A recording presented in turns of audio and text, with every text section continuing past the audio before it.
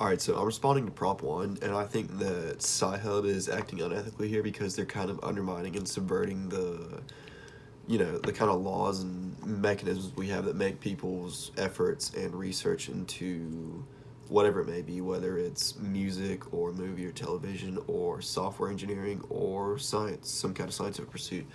But what they're doing is kind of undermining those efforts and making it so that their end result is not their own product to control and distribute how they see fit, but rather just free to the public. And that obviously makes it so that, if you applied that universally, so kind of Kantianistic perspective, if you basically allowed everyone to do that, well, there would be no reason to really put in work because you wouldn't benefit from it and your end result, whatever you came up with. And as scholarlykitchen.sp.net org put it, or rather not how they put it, but just an example of what Sci-Hub's doing that they published is, and I quote, "We note that at one UK university, Sci-Hub managed to get 6 passwords through a 48-hour dictionary attack on their system. Then, over a weekend, they accessed 350 publisher websites and made 45,092 PDF requests." So they're not just,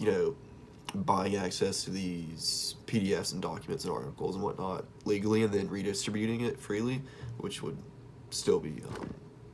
illegal and unethical, but they're actually just absolutely hacking into the system, so there's pretty much no right way that they're going about it. And this presents other issues because in doing so, they get passwords, usernames, but also private data and stuff that could link them to other data on the databases, not just, purely scientific research data or articles. But as Joe DeMarco put it, which he's a cybercrime lawyer and a former federal cybercrime prosecutor in New York, but he said, "I will tell you that in 21 years now of doing work both in the public sector and the private sector, I have never once met a cybercriminal who set out to gain access to a database for one purpose and only confine themselves to that one purpose. Once they got inside the database, it's not how criminals think. The criminal doesn't break in your house just to steal the silver. They break into your house to steal the silver, the jewels, and the electronics, and the cash, and anything else worth stealing." So this presents other issues because they could gain other access to, a private, firm's database. So imagine they hack into a university,